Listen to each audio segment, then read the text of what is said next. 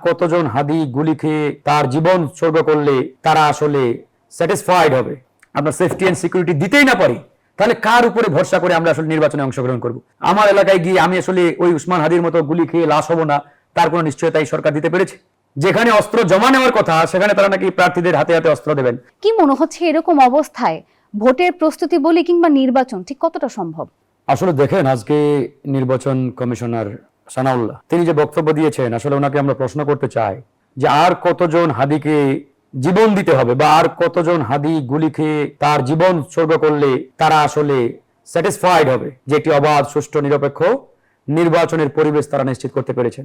তিনি কিভাবে বললেন যে একটি এটা যদিও প্রধান নির্বাচন কমিশনার কয়েকদিন আগে এই একই কথা বলেছেন যে এটা খুব সাধারণ একটা ঘটনা, নির্বাচন করার জন্য যে ধরনের পরিবেশ দরকার সেই পরিবেশ বিরাজ করছে বা অ্যাডজাস্ট করছে। আসলে দেখেন, নির্বাচন শুধুমাত্র করলেই হবে না। বিগত 54 বছরে বাংলাদেশে 12টি নির্বাচন খাতা কলমে আমরা পেয়েছি।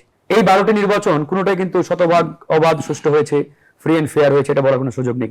প্রত্যেকটি নির্বাচন নিয়ে প্রশ্ন রয়েছে, আলোচনা রয়েছে, সমালোচনা রয়েছে। তো সেই জায়গা থেকে যেহেতু আমরা একটি গণঅভ্যুত্থান পরবর্তী সময় এখন পার করছি, এই গণঅভ্যুত্থান পরবর্তী সময়ে আগামী নির্বাচন অবশ্যই অবাধ, সুষ্ঠু এবং আন্তর্জাতিকভাবে গ্রহণযোগ্য হতে হবে, যাতে করে প্রত্যেকটা প্রার্থী, প্রত্যেকটা ভোটার নির্ভয়ে নির্বিঘ্নে ভোট কেন্দ্রে যেতে পারে, প্রচার প্রচারণা চালাতে পারে, কেউ কারো ক্যাম্পেইনে প্রচার প্রচারণায় বাধা দেবে না। এই নিশ্চয়তা কে দিবে? এই নিশ্চয়তা দেওয়ার মালিক এই রাষ্ট্র, সরকার এবং নির্বাচন কমিশন। আমরা সেফটি এন্ড সিকিউরিটি দিতেই না পারি, তাহলে কার উপরে ভরসা করে আমরা আসলে নির্বাচনে অংশগ্রহণ করব? আমি নিজেও একজন প্রার্থী, আমি ঠাকুরগাঁও 2 আসন থেকে নির্বাচন করব। আমার নির্বাচনী এলাকায় ব্যাপক কার্যক্রম চলছে।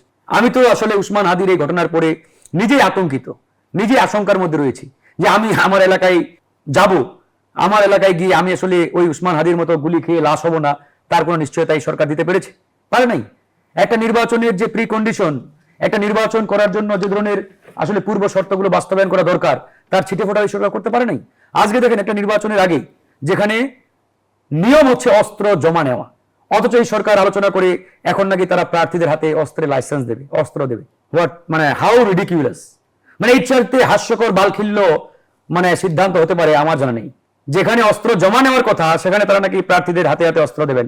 তা আমি তাদেরকে প্রশ্ন করতে চাই, এখানে শুধুমাত্র প্রার্থীদের আপনারা নিরাপত্তা নিশ্চিত করলেন, এই যে আমার 12 কোটি ভোটার, তাদের নিরাপত্তা আপনি নিশ্চিত করবেন না? ভোটাররা কি আসমান থেকে ওই আসছে? ভোটাররা যদি ভোট কেন্দ্রে যেতেই না পারি, নির্ভয়ে নির্বিঘ্নে তাদের পছন্দ মতো প্রার্থীকে তারা বাছাই করতে না পারি, তাহলে এটা অবাধ, সুষ্ঠু নির্বাচন হলো কিভাবে?